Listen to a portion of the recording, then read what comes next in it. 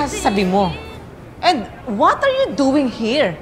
Hindi po ba inappropriate na makipagrelasyon sa iba when you're still committed to someone else? Sige. Bakit naman mangyayari? Dahil kasal ka pa rin sa akin. How are you? My dear scheming wife. Tony? Bakit parang nakakita ka ng multo? Hindi ka dapat nagugulat dahil matagal mo nang alam na hindi ako patay. Surprise! What are you talking about, Tony? Tumigil na kayo! Alam ko na ang lahat. Mula sa pagtago nyo kay Daddy sa amin hanggang sa insurance money na sinolo nyo. Ngayon kayo naman ang gugulatin ko. That's not true. Nagsisinungaling ang mga yan. This is a setup para siraan ako. Charlie, do something! Relax. Bakit? Please, pwede ba umalis na kayo? Kasi lahat naman ng mga false accusations nyo, haharapin naman namin yan sa korte. Pero, I don't think this is the right place and right time para i-discuss yung mga ganyang bagay. So please, leave. Hindi ako alis hanggat hindi ako tapos maningil. Kung kinaya-kaya niyo yung mga anak ko, ibahin niyo ako. Maglabasan na tayo ng katotohanan. Tony, hindi mo na ba ako mahal?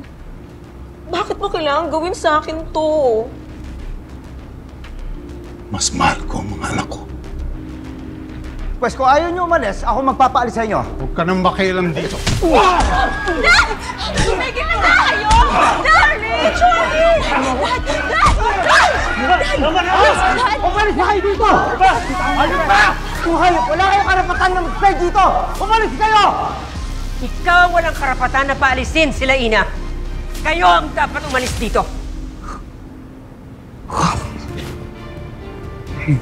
Wow.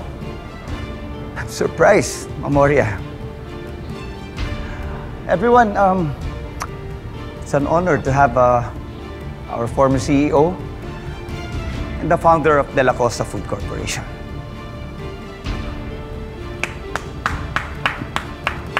Palakpakan naman natin siya. Mamoria, may tatanong na ako. Mukhang kaya kayo napunta rito Parang nakalimutan niyo yatang inumin yung medication niyo.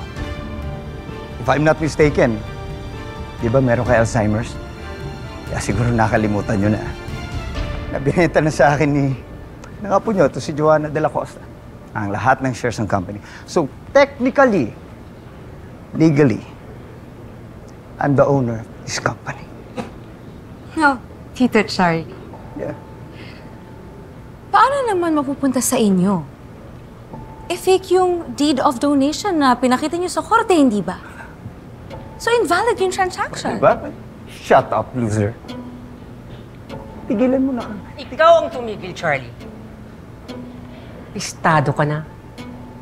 Napatunayan na ng korte na fake ang deed of donation mo. Ako pa rin ang may karapatan dito. Kaya, umalis na kayo. So, gusto niyo maniwala ako sa mga sinasabi niyo? Sa katulad niyo may Alzheimer's? Everyone, kayo ba, maniniwala ba kayo dito sa sinasabi ng matandang to? I'm Attorney Gabby Concepcion, counsel for Madame Oria de la Costa. The court has conclusively found that the deed of donation presented by Attorney Charlie Abrigo is a fake. It's a sham. Therefore, the underlying donation is non-existent, invalid, null and void from the very beginning. At dahil walang bisa ang deed of donation na yan, walang bisa din ang pagbenta ng shares ni Joanna dahil hindi naman sa kanya. One cannot sell what one does not own. Kaya't lahat ng shares na nakasaad sa deed of donation na yan ay automatic na ibabalik sa kanyang rightful owner, who is none other than my client, Madame Oria de la Costa.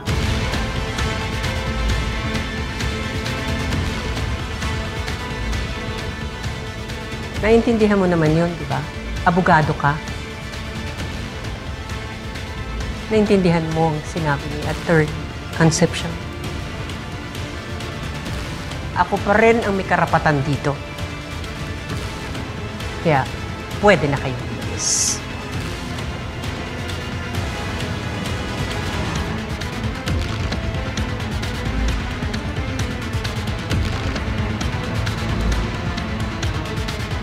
Hello po sa mga kapuso namin sa US. Mapapanood nyo na ang programa ng GMA Pinoy TV kasama ang Shining Inheritance of course. Pati na rin po ang GMA Live TV at GMA News TV sa YouTube TV for only $40.99 per month. Kaya ano pang hinihintay nyo mga kapuso? Subscribe na!